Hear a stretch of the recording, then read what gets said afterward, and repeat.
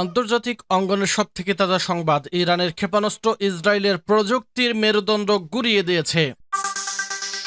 এদিকে ইরান সংঘাত যেভাবে গোটা বিশ্বকে কাঁপিয়ে দিল, জানিয়ে দেব বিস্তারিত।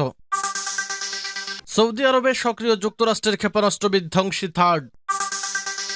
এবং সর্বশেষ জানিয়ে দেব এ মাসেই মার্কিন অ্যাপাচে হেলিকপ্টার পাচ্ছে ভারত। এতক্ষণ শুনছিলেন সংবাদ শিরোনাম, এখন বিস্তারিত।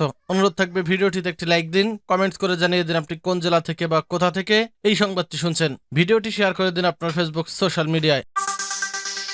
ইরানের ক্ষেপণাস্ত্র ইসরায়েলের প্রযুক্তির মেরুদণ্ড গুঁড়িয়ে দিয়েছে। ইরানের পাল্টা ক্ষেপণাস্ত্র হামলায় ইসরায়েলের অন্যতম বৈজ্ঞানিক ও সামরিক গবেষণা প্রতিষ্ঠান ওয়াইজম্যান ইনস্টিটিউট অব সায়েন্স কার্যত ধ্বংসস্তূপে পরিণত হয়েছে। তেল আবিবের দক্ষিণাঞ্চলীয় শহর রোহভতে অবস্থিত এই ইনস্টিটিউটটি পতন ইসরায়েলের জন্য এক অপূরণীয় ক্ষতি, কারণ এটিকে ইসরায়েলের আধুনিক সামরিক প্রযুক্তির মূল ভিত্তি বা প্রযুক্তির মেরুদণ্ড হিসেবে দেখা হতো। ইরানের সরকারি টেলিভিশন চ্যানেল প্রেস টিভি এক প্রতিবেদনে এর বিস্তারিত তুলে ধরেছে। এতে বলা হয়েছে, সামরিক শিল্প কমপ্লেক্সের সঙ্গে নিবিড়ভাবে যুক্ত ইসরায়েলি শাসন ব্যবস্থার বৈজ্ঞানিক ও সামরিক গবেষণার মূল ভিত্তি হিসেবে গড়ে ওঠা এই প্রতিষ্ঠানটি এখন কার্যত অচল ও বিধ্বস্ত।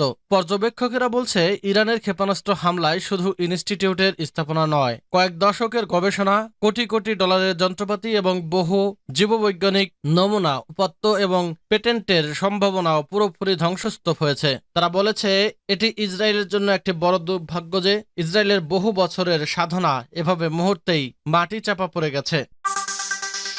ইরান সংঘাত যেভাবে গোটা বিশ্বকে কাঁপিয়ে দিল, যুক্তরাষ্ট্রের প্রত্যক্ষ সমর্থনেই মূলত ইরানের হামলা চালায় যুদ্ধবাজ ইসরায়েল। তবে পরের দিকে এই আগ্রাসন প্রবল প্রতিরোধের মুখে পড়ে এবং শেষ পর্যন্ত আন্তর্জাতিক কূটনীতির মাধ্যমে একটি যুদ্ধবিরতিতে পৌঁছায়। গত 13 জুন শুরু হওয়া ইসরায়েলি আগ্রাসনে ইরানের সামরিক, পারমাণবিক ও আবাসিক এলাকায় 12 দিন ধরে লক্ষ্যবস্তু হয়। অব্যাহত হামলার 10ম দিনে অর্থাৎ 22 জুন এতে সরাসরি যোগ দেয় যুক্তরাষ্ট্র।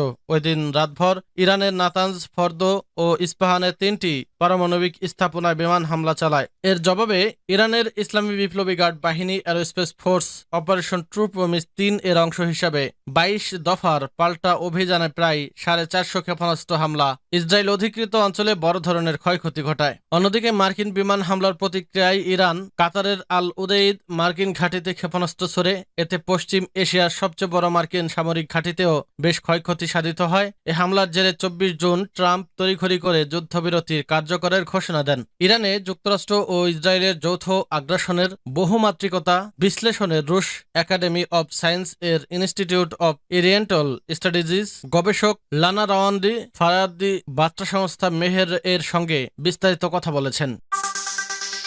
এ মাসেই মার্কিন অ্যাপাচে হেলিকপ্টার হাতে পাচ্ছে ভারত। আমেরিকা থেকে শীঘ্রই হেলিকপ্টার অ্যাপাচে পেতে পারে ভারত। 15 জুলাইয়ের মধ্যে এই কপ্টারগুলো পেতে পারে ভারত। গত মঙ্গলবারই আমেরিকার প্রতিরক্ষামন্ত্রী পিট হেগসেথের সঙ্গে ফোনে কথা হয়েছে ভারতের প্রতিরক্ষামন্ত্রী রাজনাথ সিংয়ের। আগামী 15 জুলাইয়ের মধ্যে প্রথম দফায় হেলিকপ্টারগুলি সরবরাহ করা হবে ভারতের কাছে।